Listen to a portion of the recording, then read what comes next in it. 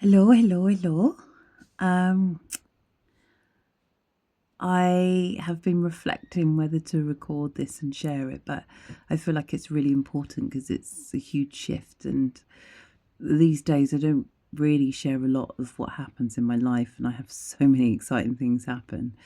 But I wanted to share this because of the vulnerability and also the beauty. So, I've had an amazing weekend of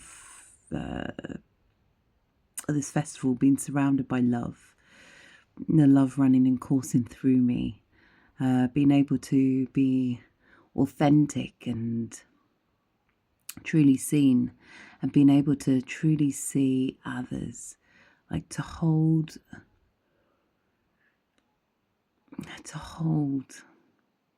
pure alignment, you know. I think what I've experienced goes beyond words. So processed that, integrated it, feeling very peaceful, properly aligned and in the correct place that I would be to then go to a spiritualist church and do a reading. So I went to Cadoxton Spiritualist Church last night, and there was a new guide that I wanted to work with. I don't usually work with guides. I have my truth that I receive from. I don't receive spirits as such as a singular. The message that comes through as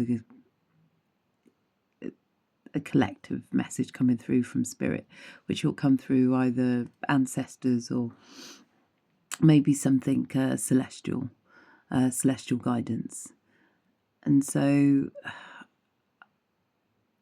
there was a spirit that I had come into connection with who lived around the corner from me, and she was alive in, I think she was alive in the 40s.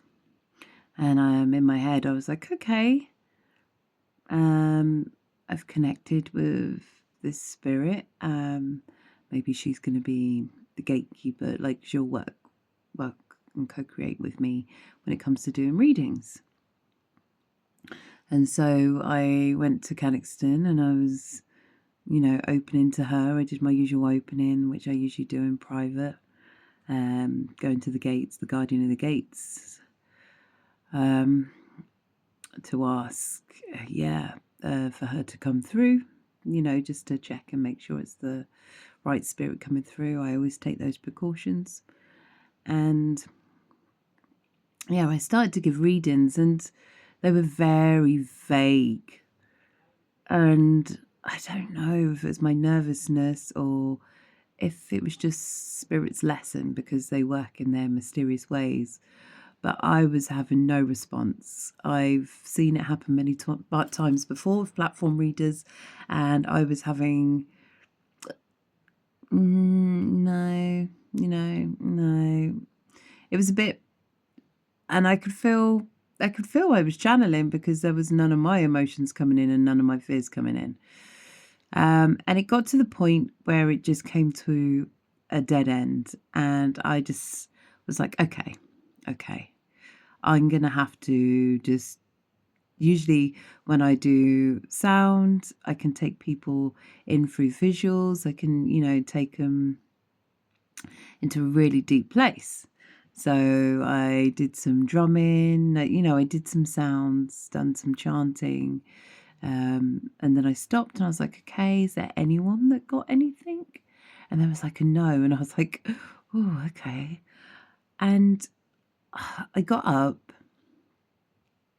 and I started to pace around, and I was just being witnessed in my vulnerability. And I was like, this isn't happening. And I don't know what's going on. I don't quite know right now what my lesson from spirit is. But I feel so good and so rooted and centered within myself and my abilities. And I have no doubt at all. And I carried on saying a lot more.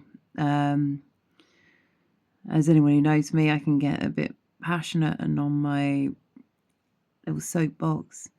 But as I'm talking, I'm feeling so vulnerable.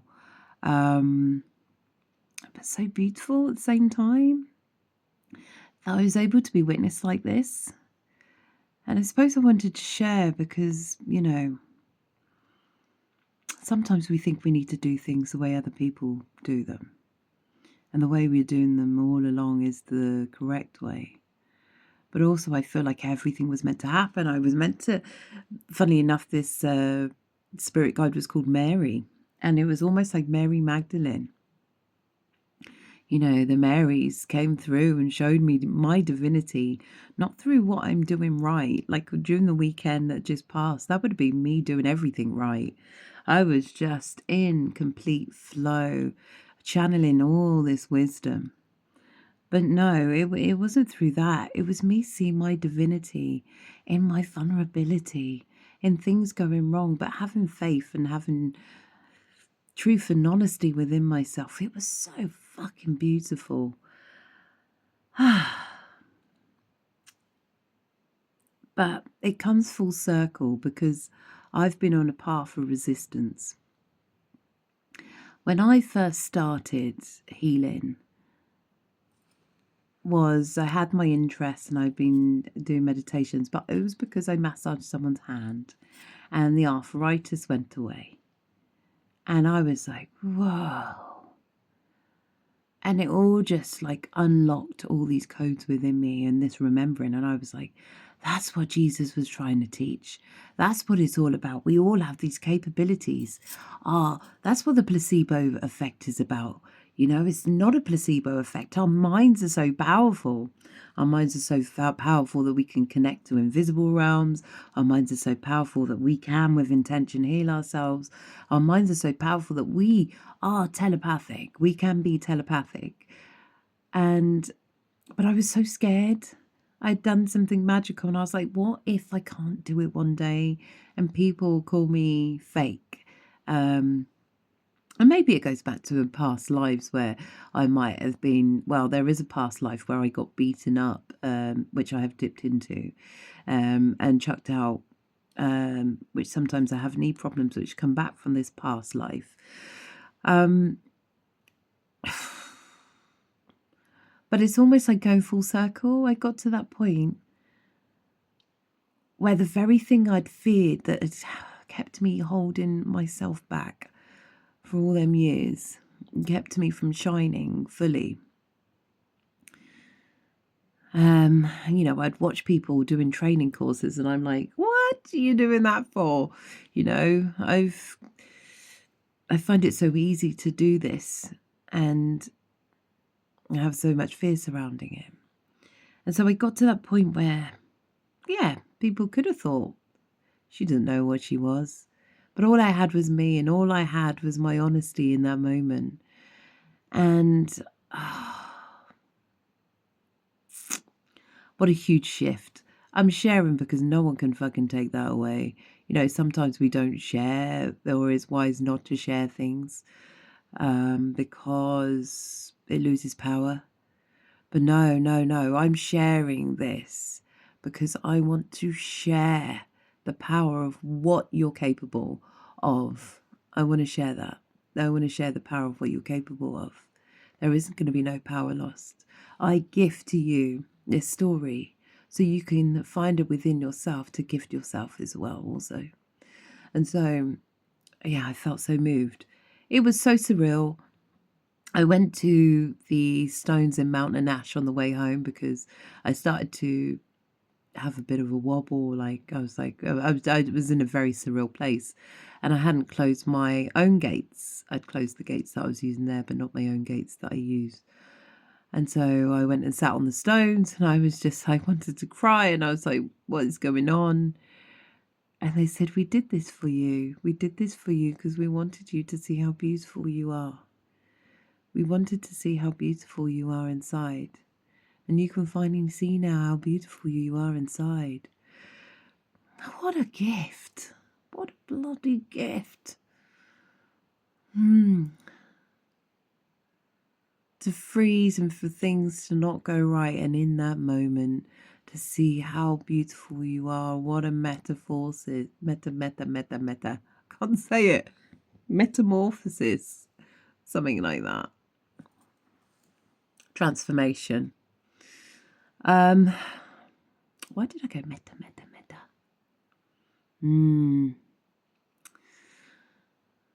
It's a word that's used right. Am I going to go into one now? And it's a word that's used for, as we know, what it's used for. But it's time for us to step away, isn't it? To have that organic transformation rather than seeking it within and what you're looking at right now. The magic is out there. And when we take that plunge, when we step outside our comfort zone, and it's not about worrying what path to take in case something doesn't go right. It's about seeing who you are in the situation that evolves. It's about truly seeing yourself in that mirror. And deity Oshun I always work with, and she holds that mirror, and oh my God, we have been working together for a long time. And I finally can look in that mirror and love the reflection that I see back. And so I pour these blessings on to order you to look in that mirror through the ugly, through the happy, the joy, the pain, and look back and see how beautiful you are in all its rawest form. And so if you've listened thus far, thank you. And I hope to chat more and share some of the beautiful insights I've been gaining. So thank you. Goodbye.